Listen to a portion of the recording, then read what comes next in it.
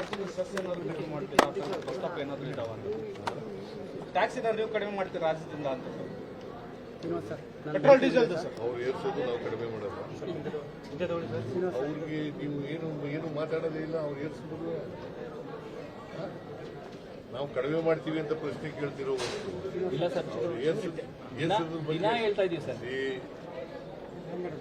ನರೇಂದ್ರ ಮೋದಿ ಅವರು ಅಧಿಕಾರಕ್ಕೆ ಬಂದಾಗ ಎಷ್ಟಿತ್ತು? ಪೆಟ್ರೋಲ್ ಬೆಲೆ 48 ರೂಪಾಯಿ, ಪೆಟ್ರೋಲ್ ಬೆಲೆ, ಡೀಸೆಲ್ ಬೆಲೆ 48 ರೂಪಾಯಿ, ಪೆಟ್ರೋಲ್ ಬೆಲೆ 70 ರೂಪಾಯಿ, ಗ್ಯಾಸ್ ಬೆಲೆ ಎಷ್ಟಿತ್ತು? 414. ಈಗ ಎಷ್ಟಾಗಿದೆ? ಮತ್ತೆ ಯಾರು ಮಾಡಿದ್ರು ಇದನ್ನ? ನೀವೇನು ರಾಜ್ಯದ ಜನತೆ ಏನಾದ್ರು ಸ್ವಲ್ಪ ರಿಲ್ಯಾಕ್ಸ್ ಮಾಡ್ತೀರಾ? ರಾಜ್ಯ ಜಾಸ್ತಿ ಇದೆ ಅನ್ನೋದು ಇನ್ಯಾಕೆ ಪ್ರಶ್ನೆ ಕೇಳ್ತಾ ಇದ್ದೀರಿ? ಅವ್ರು ಹೆಚ್ಚು ಮಾಡಿದ್ರೆ ನೀವು ಕಡಿಮೆ ಮಾಡಿ ಜನರಿಗೆ ಏನಾದ್ರು ನೀವು ನಿಮ್ ಕಡೆಯಿಂದ ಸಹಕಾರ ಕೊಡ್ತೀರೇನೋ ಅಂತ. ನೀವು ಎಲ್ಲ ಕೇಂದ್ರ ಸರ್ಕಾರ ತರ ನೀವು ಸರ್ ನಾವ್ಯಾಕೆ ಅವ್ರ ಪರ ಇರೋಣ ಸರ್?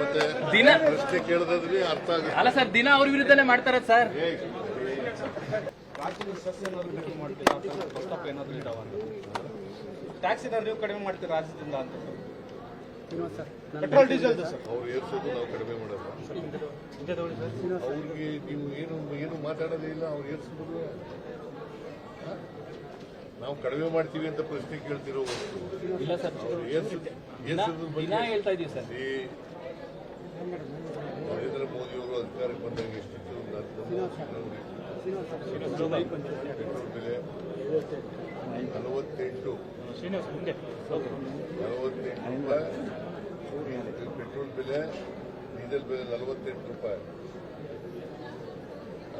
ಪೆಟ್ರೋಲ್ ಬೆಲೆ 70 ರೂಪಾಯಿ, ಗ್ಯಾಸ್ ಬೆಲೆ ಎಷ್ಟಿತ್ತು? 414. ಈಗ ಎಷ್ಟಾಗಿದೆ? ಮತ್ತೆ ಯಾರು ಮಾಡಿದ್ರು ಇದನ್ನ? ನೀವೇನು ರಾಜ್ಯದ ಜನತೆ ಏನಾದ್ರು ಸ್ವಲ್ಪ ರಿಲ್ಯಾಕ್ಸ್ ಮಾಡ್ತೀರಾ? ರಾಜ್ಯ ಜಾಸ್ತಿ ಇದೆ ಅನ್ನೋದು ಇನ್ಯಾಕೆ ಪ್ರಶ್ನೆ ಕೇಳ್ತಾ ಇದ್ದೀರಿ? ಅವ್ರು ಹೆಚ್ಚು ಮಾಡಿದ್ರೆ ನೀವು ಕಡಿಮೆ ಮಾಡಿ ಜನರಿಗೆ ಏನಾದ್ರು ನೀವು ನಿಮ್ ಕಡೆಯಿಂದ ಸಹಕಾರ ಕೊಡ್ತೀರೇನೋ ಅಂತ. ನೀವು ಎಲ್ಲ ಕೇಂದ್ರ ಸರ್ಕಾರ ತರ ನೀವು ಸರ್ ನಾವ್ಯಾಕೆ ಅವ್ರ ಪರ ಇರೋಣ ಸರ್? ದಿನ ಪ್ರಶ್ನೆ ಕೇಳಿದ್ರೆ ಅರ್ಥ ಆಗುತ್ತೆ. ಅಲ್ಲ ಸರ್, ದಿನ ಅವ್ರ ವಿರುದ್ಧನೇ ಮಾಡ್ತಾರ ಸರ್.